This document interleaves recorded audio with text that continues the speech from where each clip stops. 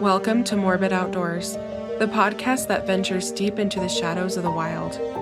Here, we unravel the mysteries of missing persons, explore spine-chilling legends, and share the most morbid stories that nature has to offer. From the depths of the dense forests to the highest mountain peaks, we'll uncover the secrets that lie hidden in the great outdoors. Join us as we navigate the eerie, the unexplained, and the terrifying. So if you dare, grab your gear and let's embark on a journey into the unknown. This is Morbid Outdoors.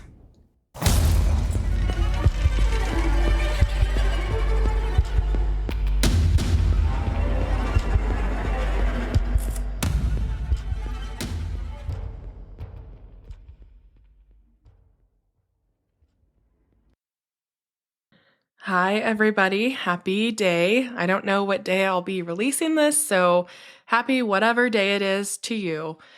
This is a new series I'm going to start on the podcast. It's going to be haunted parks, and I'm going to highlight various parks, national recreation areas, national forests, and outdoors places that are supposedly haunted. So I thought this was fun, and a lot of you like kind of the paranormal or supernatural. And so this is our first installment of haunted parks. And today we're going to visit the Grand Canyon. Grand Canyon National Park is a place of beauty and majesty, but is it also home to lost souls still wandering the earth? Roughly 900 people have died within the boundaries since the 1800s. Do some of those souls still linger? Many people say they do. Tune in today to hear about some of the haunts of Grand Canyon National Park.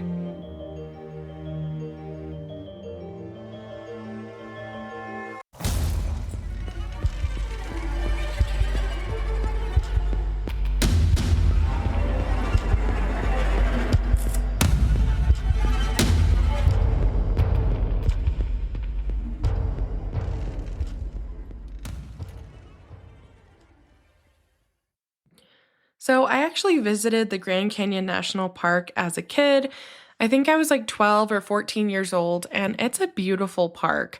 I remember how like the squirrels there were not afraid of people because everyone feeds them like idiots. And I remember just being in awe of the canyon. It's so huge. It looks fake, honestly, but I know it's not. I plan to go back as an adult because we don't live too far away from it. I think we're like 7 or 8 hours. So like it's a day drive. And yeah, so if you've ever been to Grand Canyon National Park, you know how popular it is, you know how beautiful it is, and you know that it is one of the most visited parks in America. My dream, like lifelong dream, is to get permits for Havasu Falls, or Havasu. It's, pronunciation, but I would love to hike down there. It'd be amazing. So first, for negative reviews. Someone left a 1-star review and said, Grand Canyon, ? More like average canyon. Seen better. Another reviewer said, I went here 6 years ago with my family. Grand Canyon, ? More like bland canyon. Ella said, went there with my husband and kids. The experience was wonderful until a sudden gust of wind appeared out of nowhere. Much to my surprise, my pants were gone. My daughter's brand new Lululemon pants were ripped off. And okay, so there's a lot of reviews about people losing their pants at Grand Canyon. Here's another review. We went there with my wife late last year to take in all of God's beautiful glory. Seeing signs posted throughout the park warning you of sudden changes of wind patterns. We both decided to wear our tight jogging pants. No more than 30 minutes into our spiritual journey, a sudden gust of wind swiped us from the rear and ripped our pants clean off. I've returned a few times then to reflect back on that fateful day as my wife left me shortly after. And who can really blame her? Nobody wants to be associated with a man that has no pants. I actually had to Google why so many of the reviews for Grand Canyon National Park talked about people losing their pants. And apparently it's like an internet joke that a lot of people have caught on to. So thank you, Google, for helping me figure that out, because I was stunned that there were like more than 10 reviews about people losing their pants to the wind. So anyways, here is another review of the park. I've seen more cracks and canals on the tourists than in the actual attraction. The only Grand Canyon you'll see is from the dad standing next to you or the hipster with a gap between his teeth.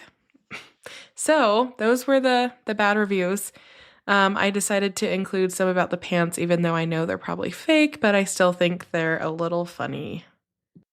Grand Canyon National Park was founded in January 11th, 1908 as a national monument, and then it was actually established as a national park on February 26, 1919. It is 1.2 million acres, and the Grand Canyon is 277 miles long, up to 18 miles wide, and attains a depth of over a mile. Within this park, there are 400 miles of hiking trails, and in 1903, President Theodore Roosevelt visited the site and said, quote, "The Grand Canyon fills me with awe. It is beyond comparison, beyond description, absolutely unparalleled throughout the wide world. Let this great wonder of nature remain as it is now. Do nothing to mar its grandeur, sublimity, and loveliness. You cannot improve upon it. But you can keep it for your children, your children's children, and all who come after you, as the one great sight which every American should see." So I think that's a lovely quote about the Grand Canyon, because we all know that Teddy Roosevelt was one of the nation's presidents that really did a lot to preserve the natural resources and beauty of the United States. And he said it like it is. All of this is beautiful, and we should keep it that way for our children, our children's children, and everyone after us. And I thought that was a really touching quote from that president. In terms of first people, the ancestral Puebloans were Native American culture centered on the present-day Four Corners area of the United States. They were the first people known to live in the Grand Canyon area. The cultural group has often been referred to in archaeology as the Anasazi, although the term is not preferred by modern Puebloan peoples. The word Anasazi is Navajo for enemy ancestors or alien ancestors. In addition to the ancestral Puebloans, a number of distinct cultures have inhabited the Grand Canyon area. The Kohonina lived to the west of the Grand Canyon between 500 and 1200 CE. The Kohonina were ancestors of the Yuman, Havasupai, and Hualapai peoples who inhabit the area today. By the time of arrival of Europeans in the 16th century, newer cultures had evolved. So basically, people have inhabited this area for like thousands of years, and there is still a tribe that lives in the Grand Canyon, and that's like they live in the area that waterfall is at. That's very famous. It's very beautiful, and so you actually go through their village to get to the campgrounds at the bottom of the Grand Canyon. These people that I'm talking about, they have been living there since the beginning of the 13th century, and they occupy an area the size of Delaware. In the mythology of some of the Third Mesa Hopi communities, the Grand Canyon was the location humankind arose out of the Third World from a Sipapu. In terms of climate, the Köppen climate classification system says that the Grand Canyon National Park has 5 climate zones: cold, semi-arid, humid, continental, dry, cool summer, humid, continental, dry, warm summer Mediterranean, and hot summer Mediterranean. There are approximately 1,737 known species of vascular plants, 167 species of fungi, 64 species of moss, and 195 species of lichen found in the Grand Canyon National Park. There are tons of mammals. There's over 90 mammal species, and a lot of them are small rodents, 22 are bats, and as you can imagine, there's lots of other wildlife that live on the mesa of the Grand Canyon and then down below. Nearly 5 million people visit the Grand Canyon National Park each year, which makes sense because they have a high death rate as well. And when I say that, I just mean that like there are a lot of visitors to Grand Canyon National Park, and so there are a lot of deaths in Grand Canyon National Park. Of the 5 million people, the 10-year average number of fatalities in the canyon is 17, according to data from the park. Now, as you probably have guessed, the most common cause of death is cardiac arrest, which I'm sure you did not guess that. I would have guessed falling, but it's actually cardiac arrest. So that's because of several reasons: elevation, people straining themselves, and then just those like freak things where you just die in your sleep if you don't know you have a heart condition. So that was a shocking statistic for me to learn that the most common cause of death at Grand Canyon National Park is cardiac arrest. More recently, in 2024, 16 people have died, making it one of the deadliest stretches in history, which is why I chose Grand Canyon National Park to be our first installment of haunted parks. Some other common causes of death include falling, dehydration, overhydration, starvation, freezing, flash floods, lightning, and suicide. And some uncommon causes of death in Grand Canyon National Park include car accidents, fear, horse and mule rides, rock falls, cliff diving, and parachuting. This is another statistic that I found a little alarming. There have been 91 deaths ruled suicide in the Grand Canyon. 13 of those drove their vehicles over the edge, including 3 in 1 year, which would be 1993. And then surprisingly, there have been 39 murders in the Grand Canyon. Okay, so who is more likely to die at the Grand Canyon? Of the 55 people who have accidentally fallen from the rim of the canyon, 39 of those people were male.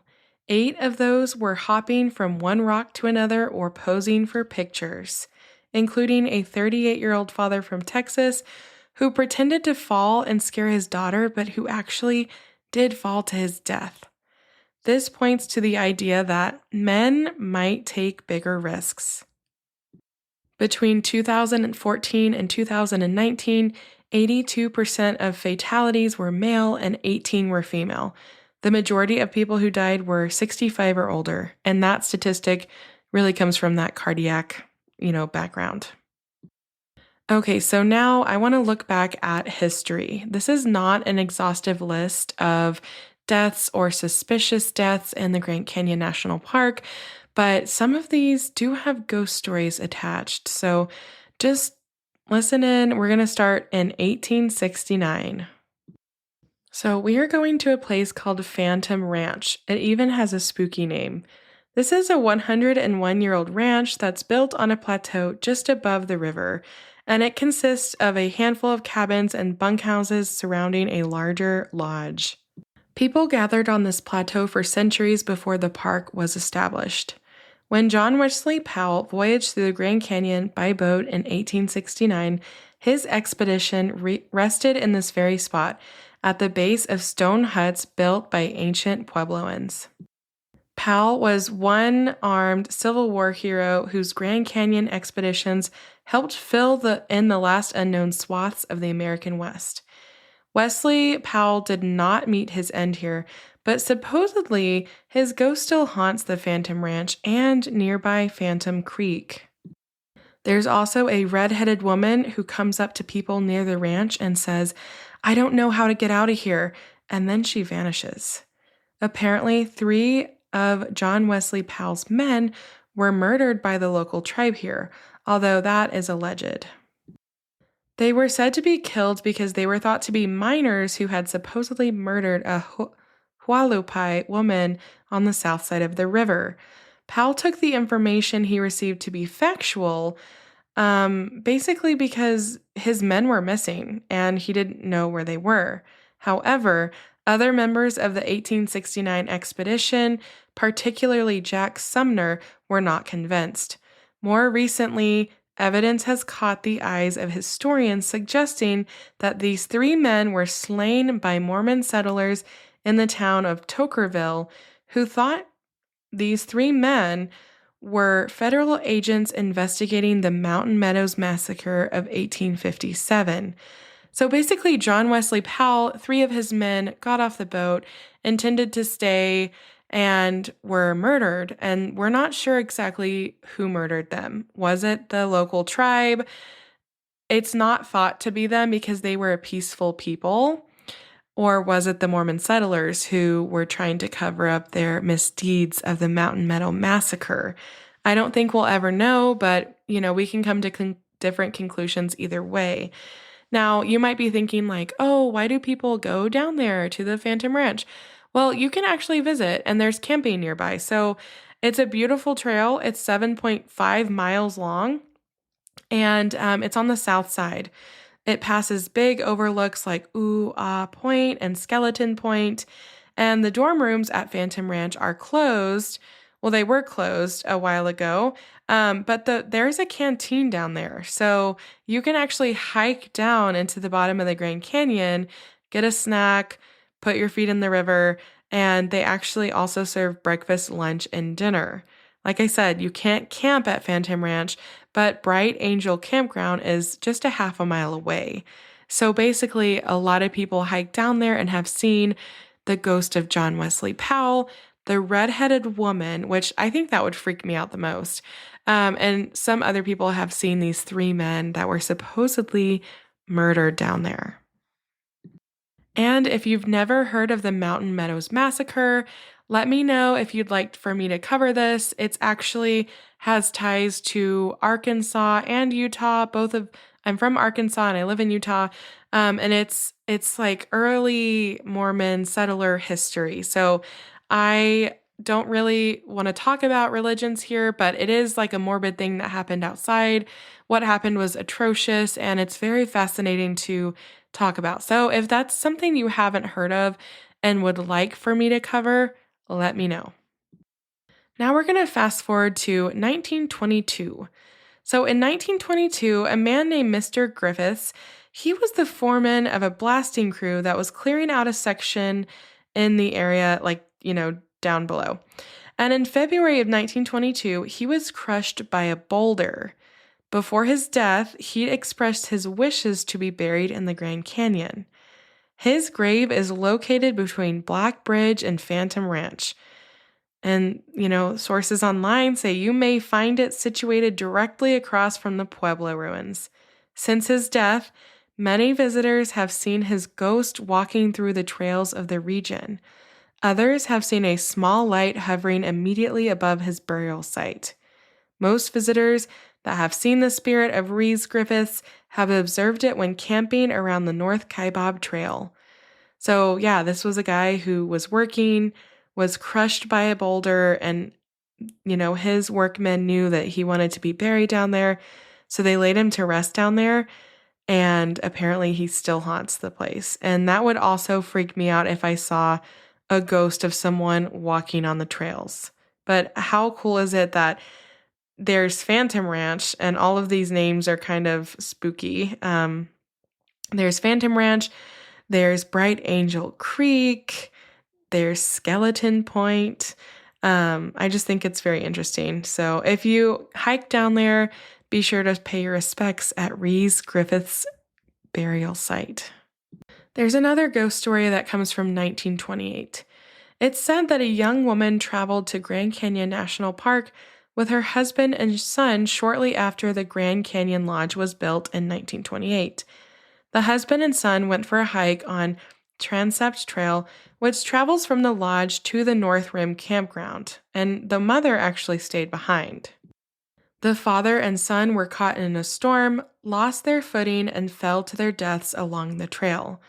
The mom, who was dressed in a white dress with blue flowers, searched the trail when they didn't return to the lodge, and eventually, upon learning that her son and husband had perished, ended her own life in the lodge. Some visitors have reported hearing the sounds of a crying woman along Transept Trail, while others say they've actually seen her ghost, dressed in a white dress with blue flowers. The Grand Canyon Lodge burned to the ground in 1932, and some witnesses reported seeing a woman's face in the flames.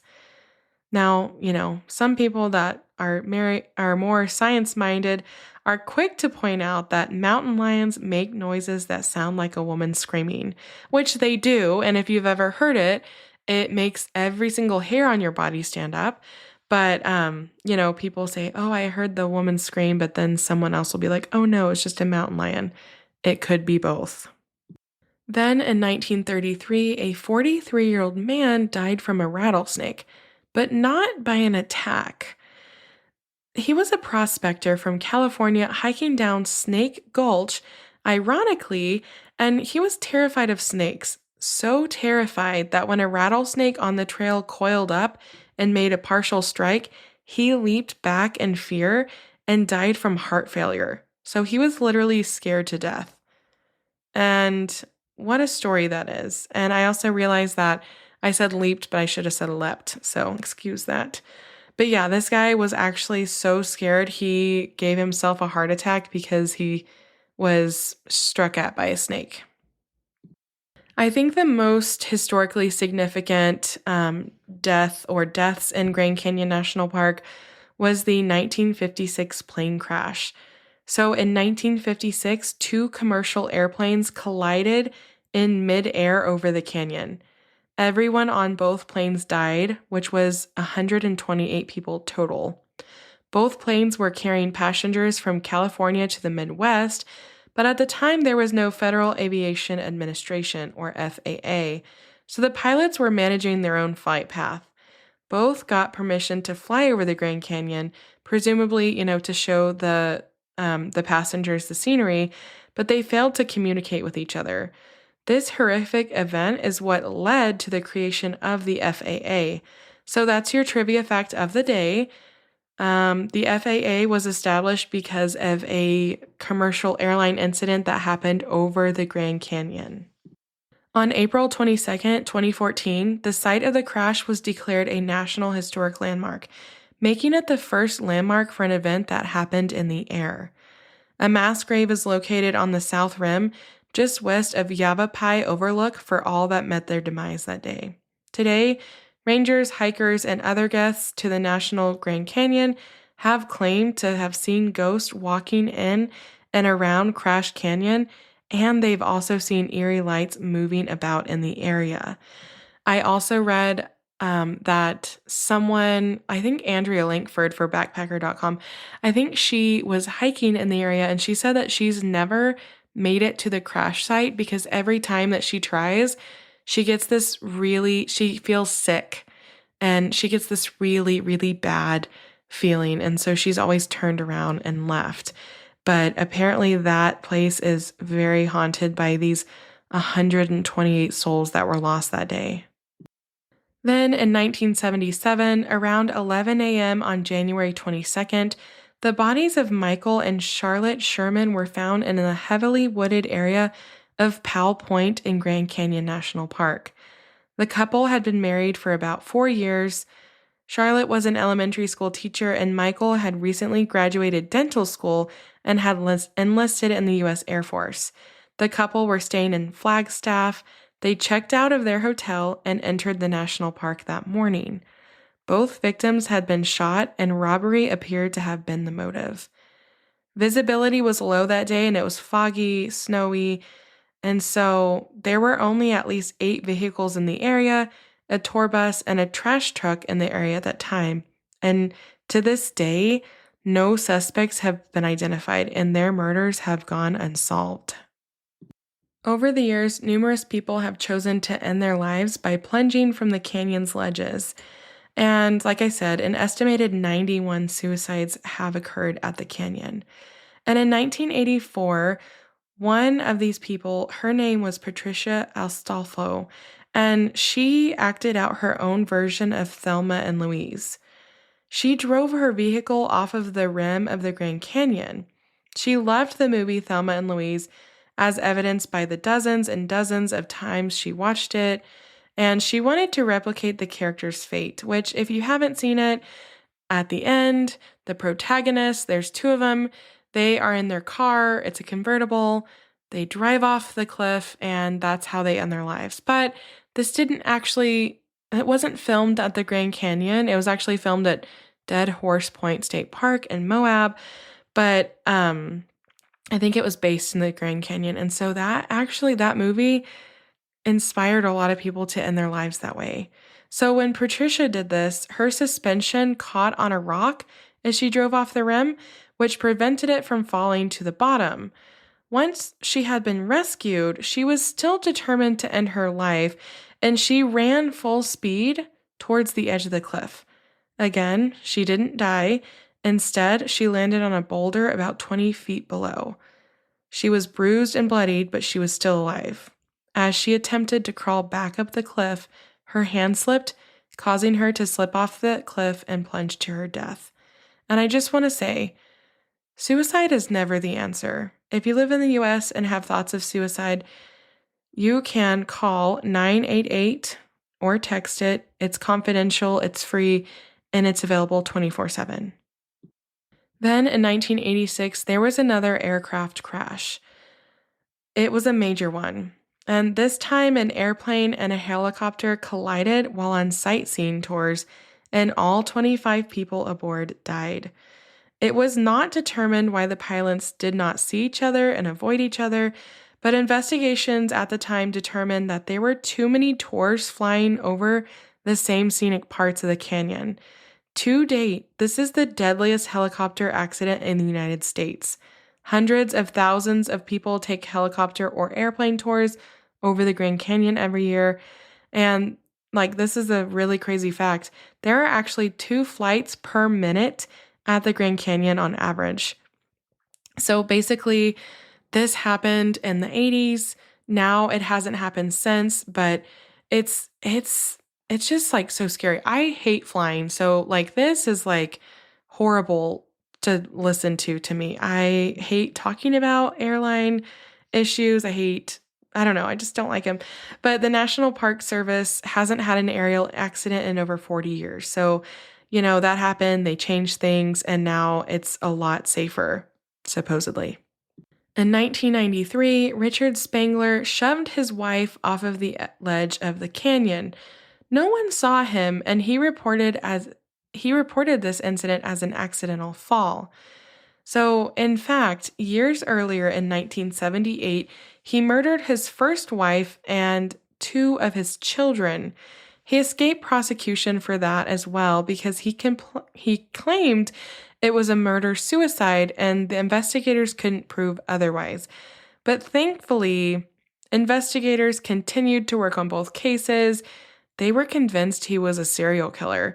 And in 1999, while he had terminal cancer, they actually got him to admit to these murders. He was sentenced to life in prison, and he actually died 2 years later. But this is very much Harold Henthorne. If you've seen Wild Crime on Hulu, or if you've heard about Harold Henthorne, he murdered both of his wives, different times outside. And one of them was in Zion National Park, I believe. No. It was in Rocky Mountain National Park. So it's just crazy how many people take their loved one to this beautiful place, and then that's where they decide, I'm going to push them over the cliff. This is the 5th or 6th case I've heard of where this has happened. So it's just, ugh. I never get close to the edge because I'm scared of heights, but my husband is not scared. And so anytime we go somewhere, I freak out, and I would never get close enough to even push someone off of the ledge. Then in 2006, Tomami Hanamaru, and she's she's from Japan. So I tried my best to pronounce her name, but she was hiking the path down to Havasu Falls, and she was going alone. She had actually traveled halfway around the world from her home in Japan for this trek. It was for her 34th birthday, and seeing the falls was going to be a birthday gift to herself, but she never made it. After a lodge cleaning woman found Tamami's bed untouched on May 9th, A search crew discovered her body 4 days later along the creek in an eddy above the falls. So she was supposed to be staying at this lodge down there. She never showed up. Someone alerted authorities, and after they did a search, they found her body along the creek. It was submerged in the blue-green waters and riddled with 29 stab wounds. Randy Redtail Weskagame was charged with murder in relation to this case, and it took 6 months to investigate and arrest him. And he was a native to the tribe. He was an indigenous person that lived down there, and everyone described him as a loner. And this was like a one-off event, and he has been in prison ever since. Then on October 3rd, 2020, former Major League Baseball player Charlie Hager was found dead from a self-inflicted gunshot wound on a canyon trail. And at the time, he was actually under investigation for the murder of his ex-girlfriend, which had taken place the day before in Scottsdale. So sounds to me like he murdered his girlfriend or his ex-girlfriend, and then he drove to the Grand Canyon and ended his life. So I read an article that had information from Marjorie Woodruff. She's a naturalist who's been hiking in the Grand Canyon for 50 years, and she knows all of the spooky stories. She interviewed for OutsideOnline.com, and this is what she said. She's had multiple experiences that she's not sure have any explanations. Once, while backpacking deep in the backcountry inside the park, she and a friend heard footsteps outside of their tent, even though there were no other hikers around. Another time, after joining a gathering inside the Shrine of the Ages multi-purpose building on the rim, she and a ranger hanging out alone heard music playing in another room. But when they looked, they found no one. "We got out of there," she said. "I wasn't going to check it out any further." That to me is so crazy, like that multiple people are having the same experiences. It's so creepy. Also, on the south rim of the National Grand Canyon is a structure called the Hopi House. And I've actually been in this structure before. It's an adobe-style structure that was designed by the infamous Mary Coulter. Today, it serves as a gift shop that specializes in indigenous crafts and other types of souvenirs. According to those that work within the shop or have visited, there are 2 spirits that frequent the structure. These spirits are often called the Brown Boys, and it is said that they run around the structure in the evening hours, turning off electrically powered items and even throwing items. Many paranormal investigators refer to the spirits as poltergeists due to their behaviors. The Hopi House is located on a trail next to the El Tovar. I have a funny story about the Hopi House. So when I was visiting with my family, we were walking around. It's like not a huge building, but it's large enough to wander around and look at all the crafts and arts. And I still have some little fetish statues that I got there from when I was a kid. And if you're not familiar, I'm not talking about like a weird fetish. I'm talking about a stone animal that's been carved, and they're super cool. But so we were shopping, and my mom kept hearing this like shh sound, and she would like stop me, and she's like, "Do you hear that? What's that sound?" And I was just like, I kind of heard it, but it wasn't that loud. And this went on for like, I don't know, like 30 minutes or more. And we kept hearing this like shh sound. And eventually we discovered that the sunscreen in my bag was being pressed on. And so my bag was like spraying sunscreen. I mean, the spray sunscreen for like 30 minutes in this building. And I was so embarrassed. And that is another reason why a lot of the national parks are banning bear spray from going on the buses, because people accidentally set it off and then bear spray an entire bus full of people. But that's neither here nor there. Let's get back to the El Tovar. So on the south rim is the El Tovar, and actually it's said that a ghost of Fred Harvey is said to haunt the hotel and the trails. Most visitors to the National Grand Canyon, like they've seen the spirit, and they say he appears to be wearing a very long coat and prominent black hat. Many guests that have stayed at the hotel have left early due to seeing him wandering through the rooms and even appearing in the mirror. Near the hotel, there's also a spirit of a female that appears to be from the 1930s. One night watchman who claims to have seen the spirit left immediately and never returned to his job as a result of the immense fear that he experienced when he saw this spirit. I can't blame those guests for leaving early, because if I were staying at a beautiful place like the Grand Canyon and then a spirit is in my room or the mirror, I would be freaked out. So can't even blame those people.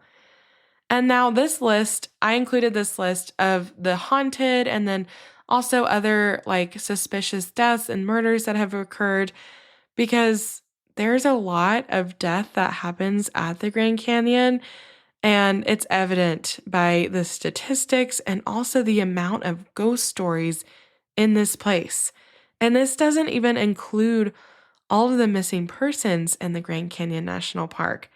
Their bodies might never be found, but their souls still might be wandering within the Grand Canyon. I want to know, have you ever had an experience in the Grand Canyon National Park? That's it for our first installment of Haunted Parks. Please let me know what you liked about this episode, what you think could be better, or what you think you didn't like.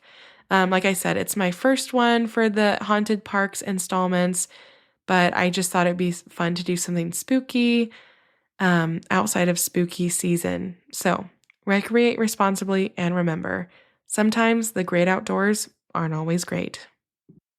Thanks for listening to Morbid Outdoors. If you're enjoying what you're hearing, make sure to subscribe to the show on your favorite podcast platform.